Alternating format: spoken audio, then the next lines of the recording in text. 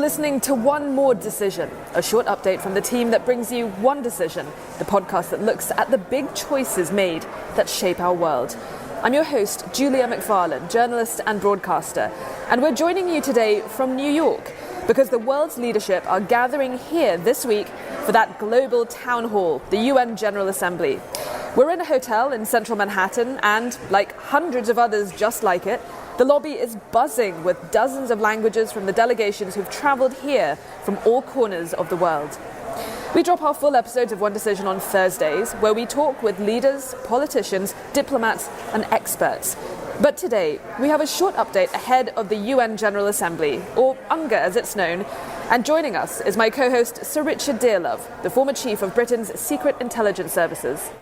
We are in New York this week, and I think it's interesting that this UN General Assembly is happening shortly after that BRICS summit we saw recently, where we saw India urging more countries to join the BRICS community. And then at the G20, which was also hosted by India, Prime Minister Narendra Modi managed to get quite a lot of surprising international agreements and consensus, not just on Ukraine. He succeeded in getting everyone to water down the language slightly in order to get more people behind the statement at the end of the summit.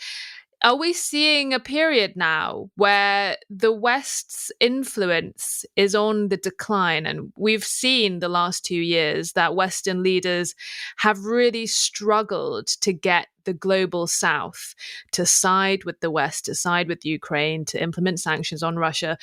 And we're seeing actually that there are a huge number of countries in the international community who are not willing to be persuaded to sing to the West's hymn sheet. What do you think about that? Well, I think I've got a longer memory than some, and this isn't quite as new as it's being perceived by the media. During the Cold War, there was something called the non-aligned movement. And the non-aligned movement were, as it were, the main countries which were not, as it were, associated with either the Soviet Union, the Warsaw Pact, or with the United States. And the leader of the non-aligned movement, or one of the leading countries, was India. And India's attitude throughout that period was extremely equivocal. Yugoslavia also was very influential before it broke up. And South Africa, I mean, all of these countries were significant in the non-aligned movement, which politically maybe was not as important then as it is now. But I remember, very clearly the way that India played its cards. And at that time, I was working behind the Iron Curtain. I was in Czechoslovakia, and the relationship between Czechoslovakia and India at the time, militarily, for example, was surprisingly close.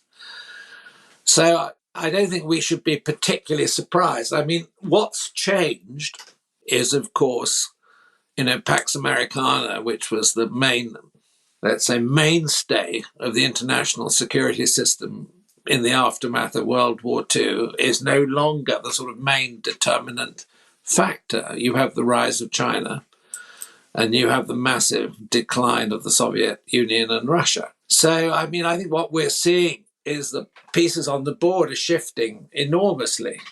And the thing I would say is most significant at the moment, and maybe is determining a lot of the things that you've just mentioned to me, is the question of how the nations close to China line up on the issue of dealing with China in the future. So India, Japan, in particular, what are their future roles going to be? And what is their relationship with the United States? And the sort of security pacts which are beginning to be built, I think, have a label on them. And the likely label, as far as I can see, actually is Chinese containment. But at the same time, there are a lot of nations sitting on the fence, not quite sure which way to go. And I'm not going to predict the decisions that they're going to take. But I mean, how this plays out over the next decade, and it will be over the next decade, will determine, what the future international situation looks like. And then, obviously, Africa, politically weak, economically probably quite significant because of the control it has of natural resources, much of which remain unexploited.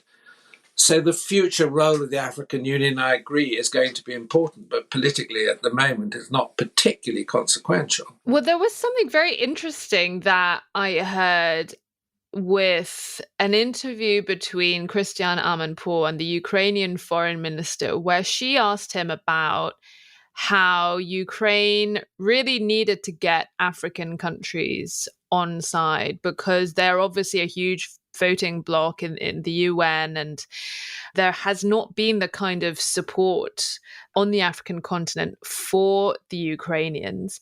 And it was interesting because he said, it's interesting when you talk to the leaders of African countries and, they will go to summits with Putin, they will smile and shake his hand and be all very friendly. But he said behind closed doors, this is Dmitry Kuleba, he said behind closed doors, they tell the Ukrainians that their feelings for Putin and Russia are very different and are not how they are in public. But what is there is fear.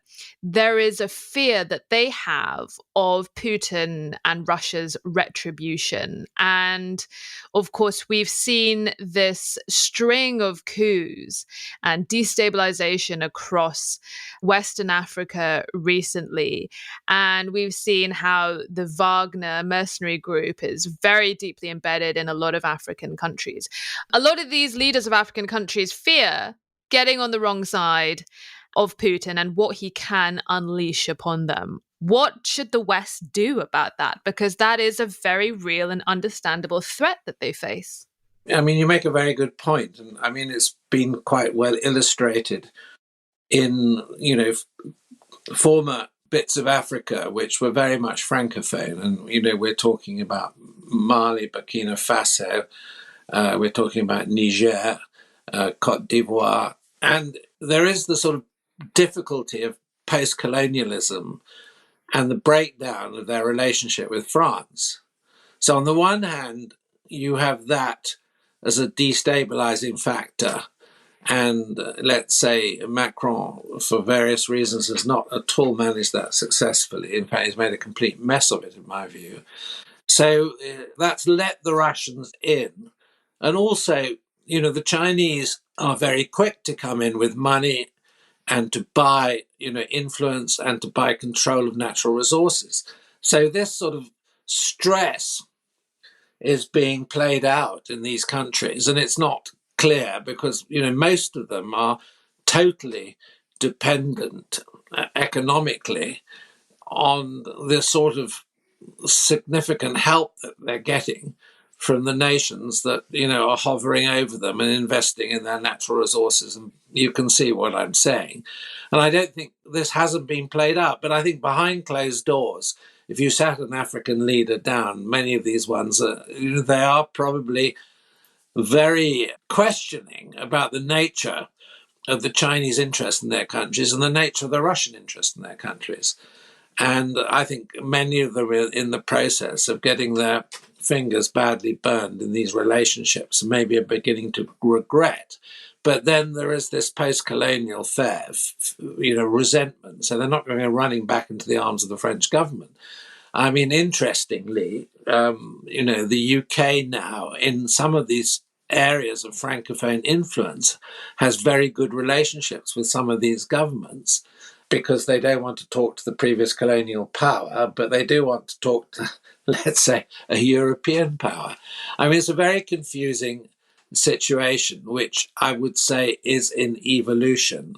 And I think we'll see a lot of shifts and changes over the next 3 to 5 years as this, plays out. But, my guess is that the Russian hold or arrival and presence is actually pretty fragile and not at all constructive. And, I question its durability. And Richard, just to update our listeners on a few things that have happened since we last did one of these bonuses, was that we talk often about, the Conservative Party's links with Russia and some dubious questions, but I think that does a great disservice to the Chinese infiltration that we've seen recently in the UK. I'm being a bit facetious, but obviously there was that news that there were 2 alleged Chinese spies working in Parliament, and then that was followed a few days later by news that the Conservative Party was warned by MI5 that some of their selected candidates to run as MPs could also be Chinese spies. What do you make of that story that came a couple of weeks ago? Well, it's the Chinese trying to assert influence. It's more serious than that. Trying to sort of infiltrate our political system. And I don't think any of this is particularly surprising. And, there's plenty of models out there which you can look at, which tell us why they're doing it and what they're doing. It's exactly what they tried to do in Australia. They tried to put people whom they had a measure of control over into the Australian Parliament. They tried to make strategic purchases of land in bits of Australia. They were up to all sorts of tricks. And basically the Australian government quickly it took a very tough line, and they've had a tough relationship with China, but basically Australia's economy is wrapped up with the Chinese market and vice versa, and these two countries are intertwined politically but have a tough relationship. I think we're seeing a similar game being played out in the UK, and I've given other interviews and tried to explain this at length. Obviously, Chinese intelligence will be interested in the political system in the UK and getting more information about the people within it and their attitude to China, and those that are friendly and those that are not friendly. And this is all sort of basic stuff. I wonder in this instance, I don't think we're dealing with either of the Chinese intelligence services. We may be. There are 2 of them. There's the Second People's Liberation Army, which is the military intelligence wing, and then there's the civilian intelligence, which is the Ministry of State Security. But there is a 3rd department, which is called the United Front Work Department. And this is a big part of, as it were, the Chinese Communist Party's influence system. It's massive. It has over 40,000 employees. It's massively funded. And its job is to undermine China's critics. Its job is to, as it were, destroy those political initiatives which are critical of China, and at the same time to entice China's supporters into a closer relationship to support the Chinese Communist Party. And it's played a really important role historically. There was a period when the party, this organization, was not so prominent, but it's been heavily revived by Xi Jinping. And I think what we're seeing probably is the activities of this department. And if you cast your mind back about 18 months ago, there was a Chinese lawyer stroke solicitor called Christina, and she was throwing tons of money around in Parliament, paying off MPs. It was originally founded by the Chinese Communist Party way back after the revolution in China, to knock out the parties which were opponents of the Communist Party. And it has a sort of pedigree which is aggressive, and its work continues. And I think this is almost probably the explanation. But the other thing you have to remember is that in the UK, the legislation has changed. So there's a new national security legislation which makes it illegal to be a lobbyist or to be active, in the political scene in the UK without declaring who you're representing or your interest. This is the Brits' version of the FARA Act that they have in the US, exactly. Right? The Foreign Agents Registration Act. So if you work on behalf of a foreign government, you have to register. Yeah. And I think probably maybe we're dealing with some sort of classic espionage. And you can't draw a clear line between classic espionage and the activities of this department. But maybe we can do a separate podcast on this, because if it's going to continue to play out, it needs quite a lot of explanation. And I'm sure that there are lots of listeners to our podcast who would like to hear this given a proper explanation. Well, there's certainly one host of this podcast which would love a proper explanation, but that's for another time. Thank you, Richard. Great to catch up. Okay, all the best, Julia. Take care. Oh, enjoy New York. That's it for this week's episode of One Decision. We drop new episodes every Thursday.